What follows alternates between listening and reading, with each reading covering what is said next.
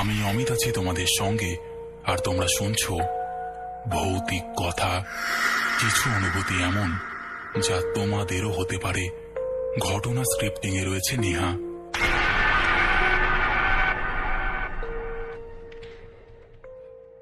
Welcome back.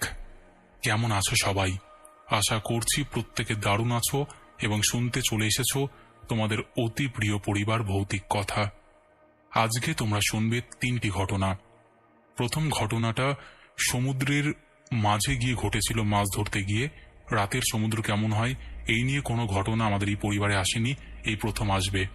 এবং দ্বিতীয় তৃতীয় ঘটনাটা জঙ্গলের এক বন পাহারাদারকে নিয়ে, মানে ওনার পোস্টিং এর সময় কি কি ঘটনা ঘটেছিল, বনের মধ্যে কি কি হয় সেগুলো তোমরা জানতে পারবে। একটা ডুয়ার্স জঙ্গলকে নিয়ে আর একটা গরুমারা ফরেস্টকে নিয়ে। 3টে ঘটনায় তোমাদের দারুণ এবং ইউনিক লাগতে চলেছে।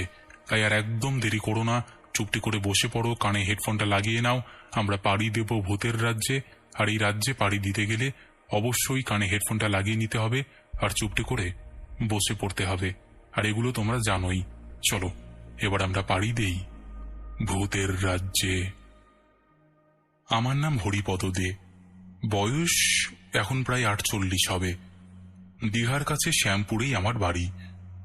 আমরা মাছ ধরে খাই 3 পুরুষ ধরে, বাবা, ঠাকুরদা, এবার আমার পালা। আমরা সকলেই সমুদ্র চিনতাম, একদম চোখ বুঝে যাকে বলে। সমুদ্র কখন কি চায় সেটা না বুঝে কেউই বাঁচতে পারে না এই কাজে। কিন্তু একটা দিন ছিল যেদিন সমুদ্র চেয়েছিল কিছু, যা আমি দিতে পারিনি। আর তারপর থেকেই জানি সব ঢেউ একরকম নয়। ঘটনাটা ঘটেছিল 2019 সালের জুলাই মাসে। বর্ষাকাল ছিল, তবুও বেশ কটা দিন ভালো রোদ পড়েছিল। একটা বিকেলে বৃষ্টি থেমে যাওয়ার পর আমি একা নৌকা নিয়ে বের হলাম। সেখানে আগেও একা গেছি, দূরে কোথাও যাচ্ছিলাম না। তখন অমাবস্যা, জোয়ারের সময়, কিন্তু সমুদ্র শান্ত ছিল। আমার নৌকা ছিল কাঠের, তলার দিকে চওড়া, ছোট্ট ইঞ্জিন লাগানো। তাতে 15 মিনিটেই গভীর জল ছুঁয়ে ফেলা যায়। সেদিন সন্ধে নামার মুখে আমি একটু বেশি দূরে চলে গেছিলাম। হঠাৎ আবহাওয়া বদলাতে শুরু করলো, বাতাসের গন্ধ বদলে গেল। একটা কাঁচা গন্ধ আসে যখন গভীর সমুদ্র ঘনিয়ে আসে। আকাশে মেঘ জমেছিল, কিন্তু আমি ভাবলাম তাড়াতাড়ি জাল ফেলে ফিরে আসব। ঠিক তখনই কিছু একটা খেয়াল করলাম।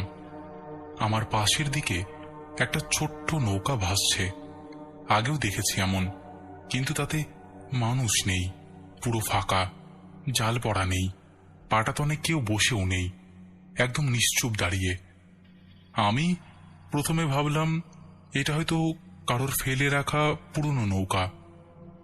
কিন্তু অদ্ভুত ব্যাপার, জলে হালকা ঢেউ আছে, অথচ নৌকাটা একদম না নড়ে একই জায়গায় দাঁড়িয়ে আছে। আমি কাছে গেলাম না, দূর থেকে শুধু টর্চ মেরে দেখলাম, কিন্তু আলো গিয়ে যেন গিলে নিচ্ছিল ওটা। কাঠের গায়ে জল নেই, কেমন শুকনো দেখাচ্ছিল। এতক্ষণে আমি বুঝলাম ফিরতে হবে। ইঞ্জিন স্টার্ট করতেই নৌকাটা কেমন যেন শব্দ করতে শুরু করলো, গড় গড় আওয়াজ। তারপর একেবারে থেমে গেল। একটানা 3 বার চেষ্টা করেও চলল না। পেছনে তাকিয়ে দেখি বাতাস ঠেলে ঢেউ আসছে, আর সেই ফাঁকা নৌকাটা এখন আমার দিকেই আসছে। কিন্তু বাতাস তো উল্টো দিকে, সেটা কি করে সম্ভব? আমি চুপ করে বসে গেলাম। মনে হচ্ছিল কেউ আমার পাশে বসে আছে, অথচ আমি দেখছি না। নৌকায় শব্দ নেই, শুধু একখানা ঢেউয়ের আওয়াজ। হঠাৎ করেই শুনলাম পেছন দিক থেকে একটা আওয়াজ, একটা মহিলার কণ্ঠ, এই যে তোর জাল পড়েনি। আমি এক মুহূর্ত ঘুরে তাকালাম, কেউ নেই। আমার শরীর ঠান্ডা হয়ে গেছিল। আমি আর কিছু না ভেবে নৌকার পেছনে দাঁড়িয়ে পেট্রোল চেক করলাম। ভরা, সবই ঠিক আছে, কিন্তু ইঞ্জিন চলছিল না। আকাশ তখন প্রায় অন্ধকার, চারিদিকের জল কেমন যেন ঘোলা রঙের হয়ে গেছে। আমি তখন দাঁড়িয়েছিলাম একদম নিঃশব্দ সমুদ্রে, আর মনে হচ্ছিল জলের নিচ থেকে কেউ তাকিয়ে আছে আমার দিকে। সেই অনুভূতিটা শব্দে বোঝানো যাবে না, শুধু যারা একা সমুদ্রে থেকেছে তারাই জানে। তখনই আবার শুনলাম সেই কণ্ঠ, এই যে তুই কি ফিরবি না? এবার আমি বোঝাতে পারবো না কেমন ভয় পেলাম। কথা বলার চেষ্টা করলাম, গলা দিয়ে আওয়াজ বেরোলো না। আমি শুধু চেয়েছিলাম একবার ইঞ্জিনটা চলুক।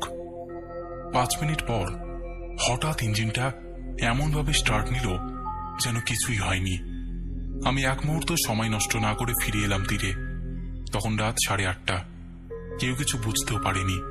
শুধু জেটির ধারে বসে আমি অনেকক্ষণ হাঁপাচ্ছিলাম। পরদিন সকালে আমি জাল তুলতে গেলাম সেই জায়গায় যেখানে থেমে গিয়েছিলাম। আমি খুঁজে পেলাম এক পুরনো নৌকার কাঠের ভাঙা অংশ, একদম পচা কাঠ, গায়ে পেট্রোলের গন্ধ। জলের মধ্যে জড়িয়েছিল একজোড়া পুরনো শাড়ির আঁচল। কেউ ওটাকে চিনতে পারল না, কেউ জানত না ওই নৌকাটা কার ছিল। দুপুরে ফিরে এসে আমি খবর নিলাম। এক পুরনো মাঝি বলল, অনেক বছর আগে ওই পাড়ার এক বৌদি রাতে একা নৌকায় গেছিল। ওর বর মারা গিয়েছিল আগেই, কিন্তু বৌদি মাঝে মাঝে যেত ওর মতো করেই। সেদিন আর ফেরেনি। পরে সমুদ্র কিছুই ফেরত দেয়নি, শুধু একটা নৌকা ভাসছিল, তাও হারিয়ে যায়। এরপর থেকে আমি আর একা সমুদ্রে যাই না, দল ছাড়া তো একদমই না। আমি জানি যেটা আমি শুনেছিলাম সেটা বাতাস না, সেটা ঢেউ না, সেটা ছিল কণ্ঠ। আর সেই কণ্ঠ বারবার একটাই কথা বলছিল, এই যে তুই কি ফিরবি না? সমুদ্র কাউকে ডাকে না, কিন্তু কেউ কেউ ফিরে আসে ডেকে নিতে, যারা সমুদ্রে থেকে গেছে চিরকাল।